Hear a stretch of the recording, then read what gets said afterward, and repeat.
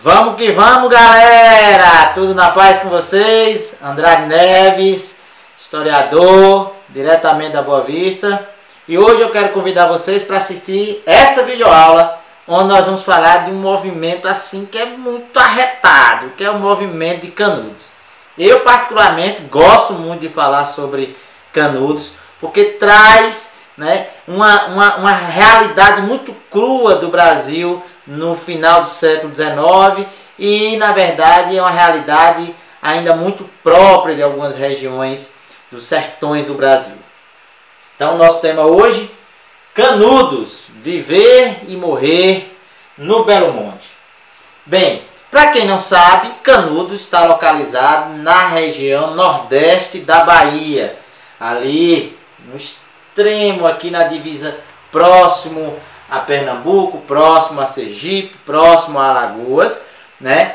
As margens do rio Vaza Barris. Aqui você tem um rio, então você tem aqui Uauá, você tem Brejinho, Jeremoabo, você tem Monte Santo, você tem como referência maior aqui, um pouco mais afastado, Juazeiro, você tem Queimadas.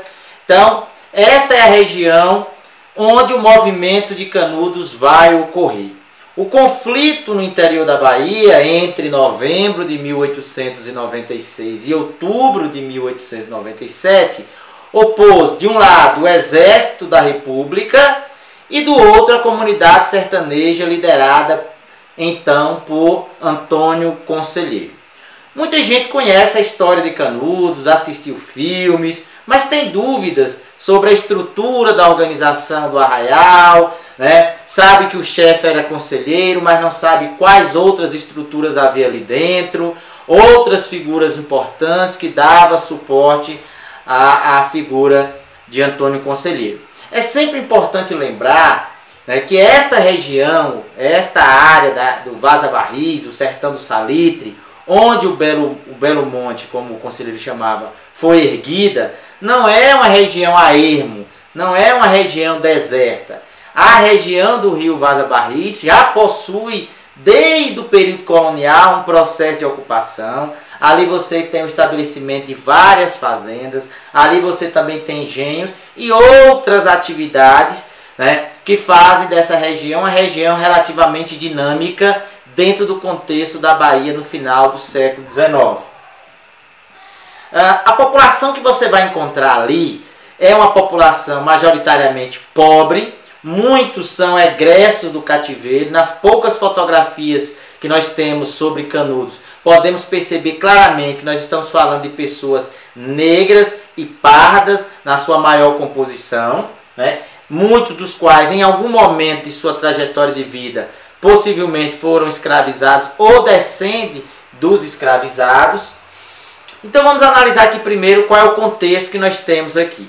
O Brasil vai viver, no período da Guerra de Canudos, o primeiro governo civil, que é o governo de Prudente de Moraes.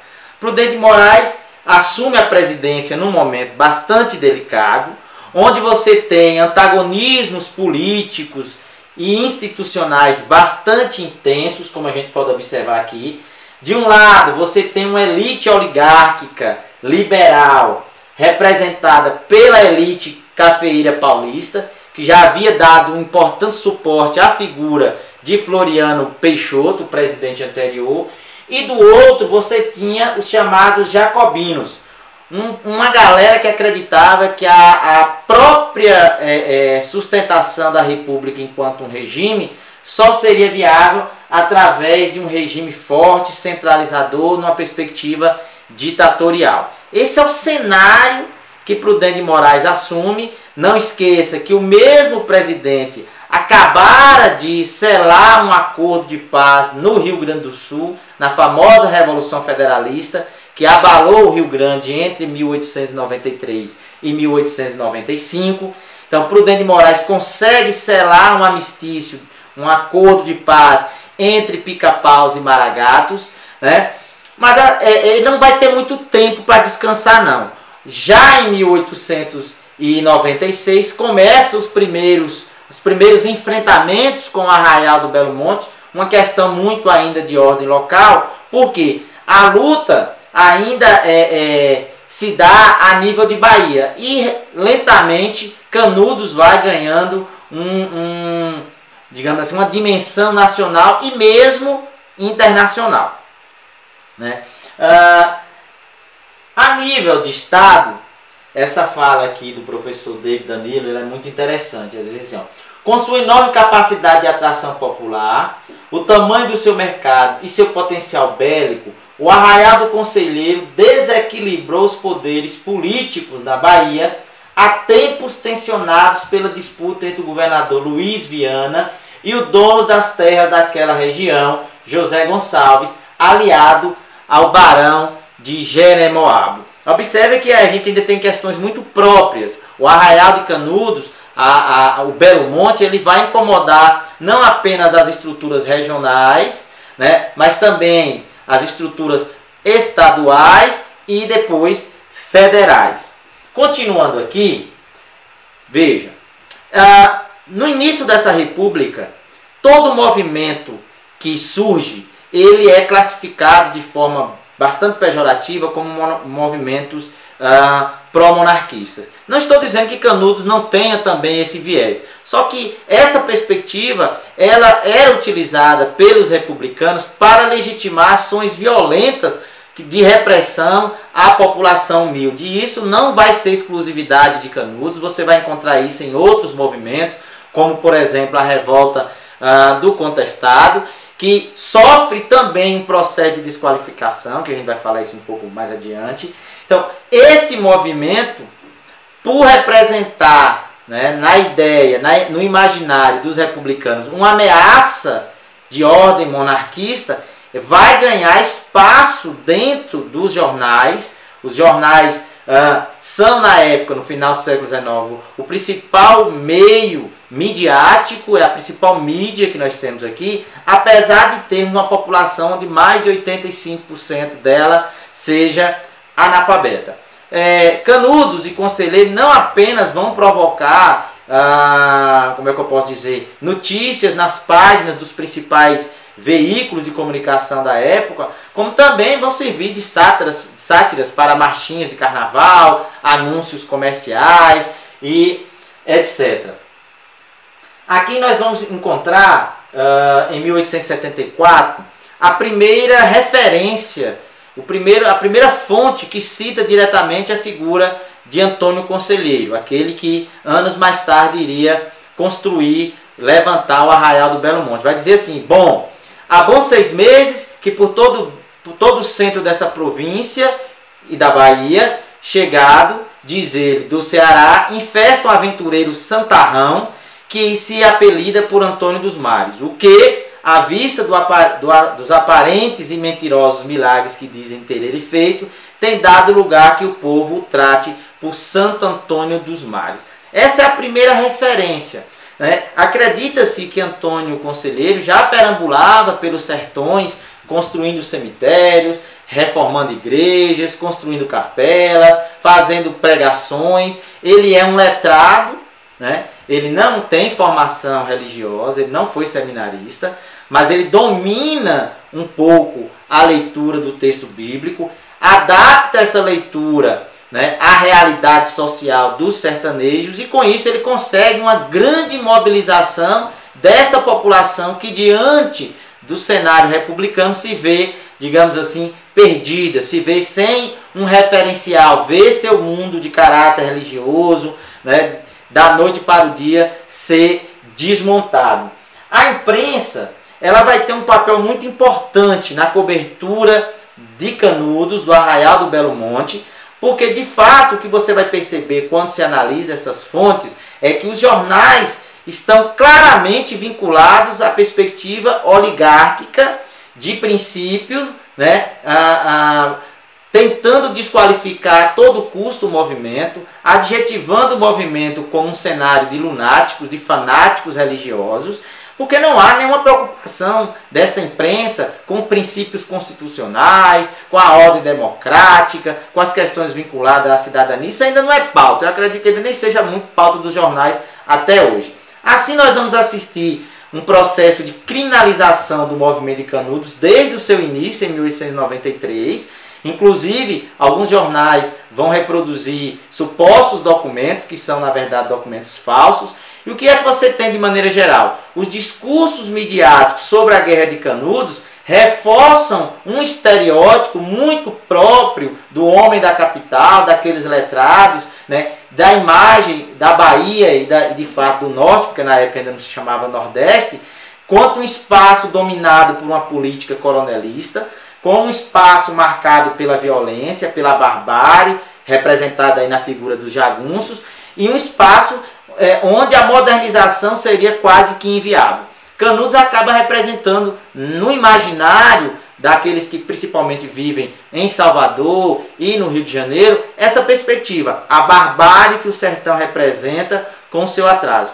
Abrindo um parênteses aqui, também é importante lembrar que esse movimento ele é tão importante que alguns jornais, como The Guardian, da Inglaterra, farão cobertura do movimento de Canudos. Em alguns momentos, inclusive, Canudos chega a ser matéria de capa desses jornais, tal interesse que essa comunidade internacional tinha com relação a esse movimento que sacudia o interior da Bahia.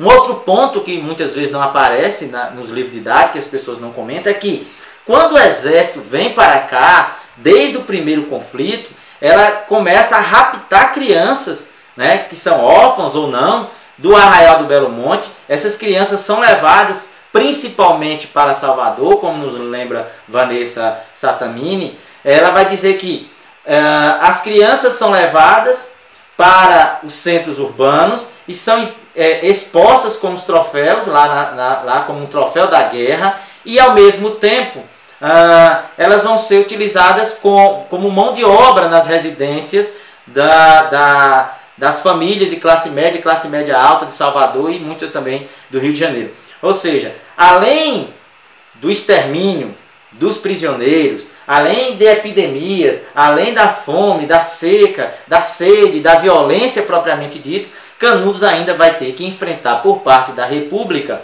né, esse elemento que rapta as crianças para serem colocadas como mão de obra nas capitais. Isso é um ponto importante. Muita gente desconhece como o Arraial do Belo Monte ele estava organizado. A gente tem poucas imagens do Belo Monte, né? Mas o que é que a gente pode afirmar assim com certa convicção? O Arraial ele possuía duas igrejas, uma consagrada a Santo Antônio, a primeira igreja, ela foi levantada em 1893. A outra é a Igreja do Bom Jesus, né, que ainda não chegou a ser acabada. Contudo, a religião era o centro da vida cotidiana do Arraial do Belo Monte, ou seja, a religião organizava esse labirinto de casas, essa convivência era harmonizada através da religião. Canudos ele não é só um arraial que, de certa forma, atrai aqueles que são mais vulneráveis, atrai aqueles que são explorados pelos coronéis, aqueles que são submissos dentro da estrutura social da região da Bahia, do Nordeste da Bahia e, na verdade, dos sertões do Brasil como um todo, mas é também um centro de romaria. Então, Canudos acaba se convertendo num espaço, né, sagrado para muitos sertanejos que vão até lá crentes de que a vida no Arraial do Belo Monte é melhor do que qualquer outro lugar. E isso não apenas no momento de paz, mas também no momento em que o Arraial está sendo atacado. Muitas pessoas vão em socorro do Belo Monte, na crença de que morrer pelo Belo Monte garante uma vaga direta no céu. Então eu coloquei ali, né? A religião era o centro da vida cotidiana de Canudos. Canudos se transformou num centro de romaria, atraindo crentes para pedir audiência ao conselheiro e fazer doações. Avançando aqui.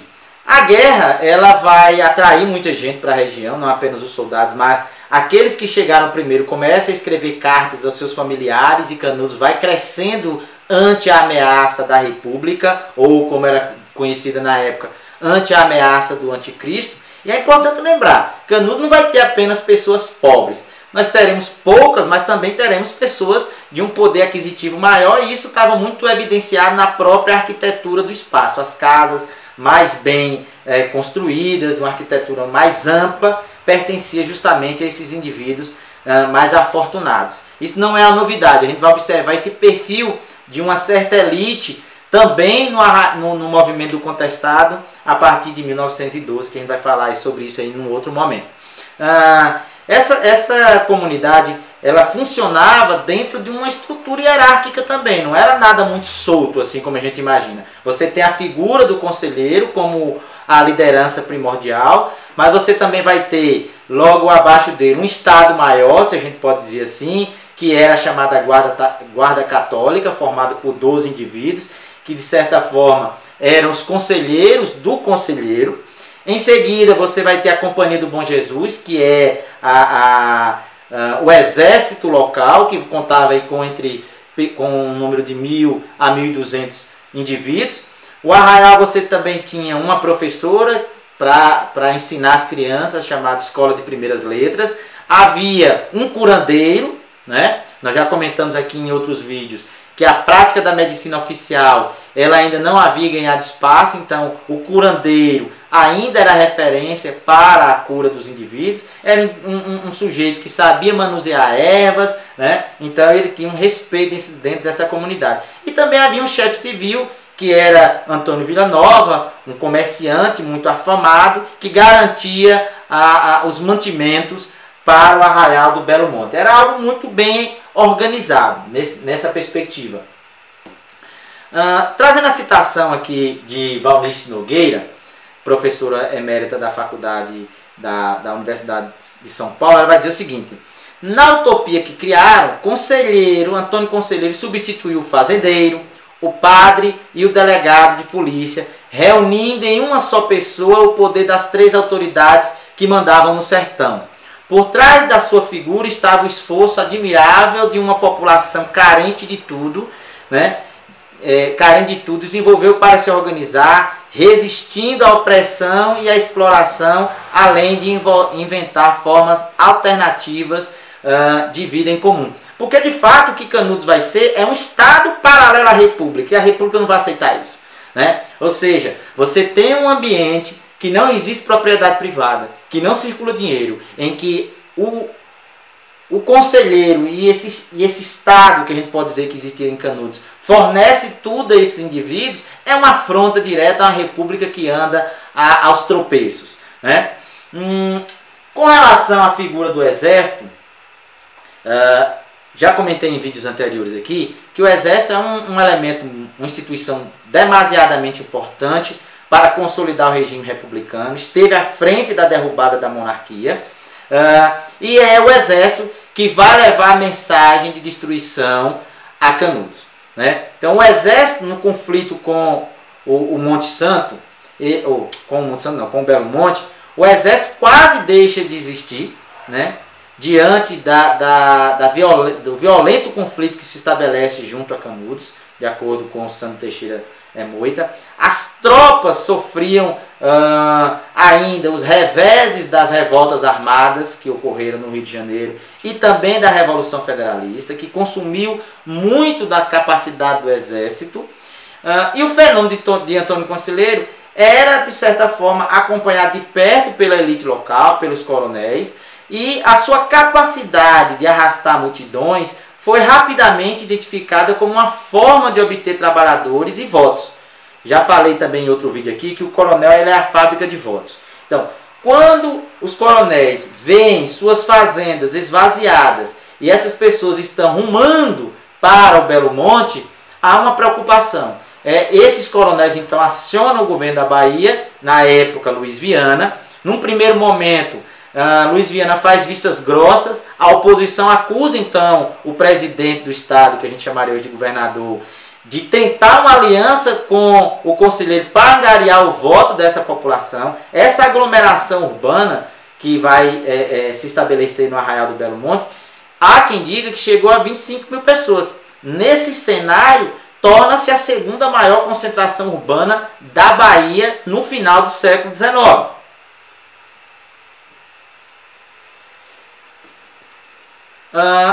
Para a destruição do Arraial do Belo Monte, nós vamos ter quatro fogos, como era chamado na época, né? 4 batalhas. A primeira expedição contra Canudos foi comandada pelo tenente Manuel da Silva Pires Ferreira, à frente de 3 oficiais, na verdade, e 104 soldados. A tropa seguiu até Juazeiro, de lá marchou até Uauá, esperou os rebeldes, houve o primeiro conflito, os conselheiristas eram na ordem de 500 indivíduos contra os 104 de Pires Ferreira. Esse conflito durou aproximadamente 4 horas, ele ocorreu no amanhecer do dia 21 de novembro de 1896, e a gente não pode dizer que houve um vencedor, vamos dizer assim que houve um empate, mas um empate nessa perspectiva simbolizava para o exército uma derrota. No relatório apresentado pelo tenente Pires Ferreira, ele vai elencar elementos que tentavam explicar por que é que os revoltosos, os canudenses, não foram derrotados já nesse primeiro momento. E ele vai alegar um conjunto de questões materiais, como por exemplo, os fuzis que esquentavam demais, as fardas que se esfarrapavam, os calçados que se desfaziam, né? Além da ausência, por exemplo, de barracas para o acampamento dos soldados, etc. Ele vai colocar a culpa nesses problemas de ordem estrutural. Enfim, no segundo conflito, a segunda expedição ela foi comandada pelo Major Febrônio de Brito, né? Como reforço para a composição do exército foram convocados homens de Salvador, de Aracaju, de Maceió, além de 250 membros da Polícia Militar da Bahia. Entre os armamentos, inclusive, foram alocados metralhadores e canhões, mas aí novamente as dificuldades estruturais, as dificuldades logísticas comprometeram esse segundo combate. Por quê? Os meios de transporte eram limitados, fome em função do abandono de suprimentos, os jagunços, muitos jagunços, passaram a lutar contra o exército e a favor do Belo Monte. Um ambiente totalmente desconhecido para muitos desses combatentes, ou seja, o sertão, a caatinga, era um espaço desconhecido, e um adversário terrível se apresenta para essa segunda expedição, que vai ser justamente a fome.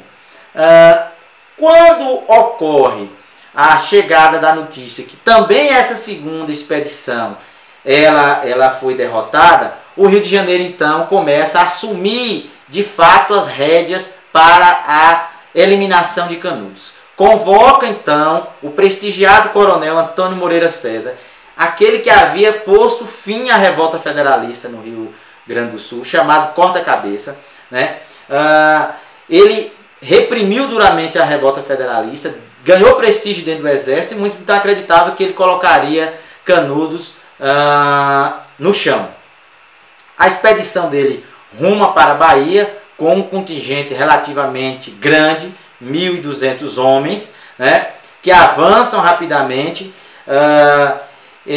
chegam no dia 3 de março de 1897 a Canudos, e antes mesmo de fazer reconhecimento, de fazer repouso, o coronel Moreira César ele autoriza a invasão do arraial. Então os soldados entram em Canudos e desaparecem em meio àquele labirinto, né? O coronel Moreira César vai ser ferido, inclusive vai morrer ali. Quando a tropa sabe da notícia da morte do seu comandante, aí todo mundo começa então a fugir. Há uma debandada geral, começam a se retirar em direção a Monte Santo, que é na verdade uma fuga bem desorganizada. Os sertanejos aproveitam para executar feridos e também capturar militares, entre eles já o finado Moreira César, que vai ter sua cabeça cortada e colocada no caminho para Canudos. Chegamos então ao quarto fogo, como dizia o conselheiro.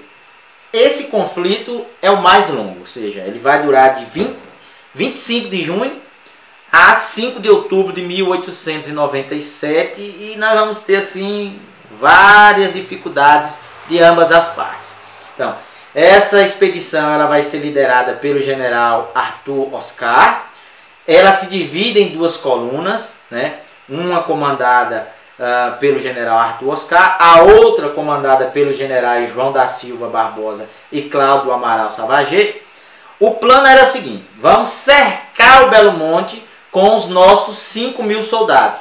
E vamos utilizar um canhão de grosso calibre, chamado Matadeira, para destruir o Arraial do Belo Monte. Essa era a perspectiva do grupo. De fato, após um processo de intensos conflitos, nós teremos dias aí que você vai ter a baixa de mais de 1.000 pessoas só do lado do exército.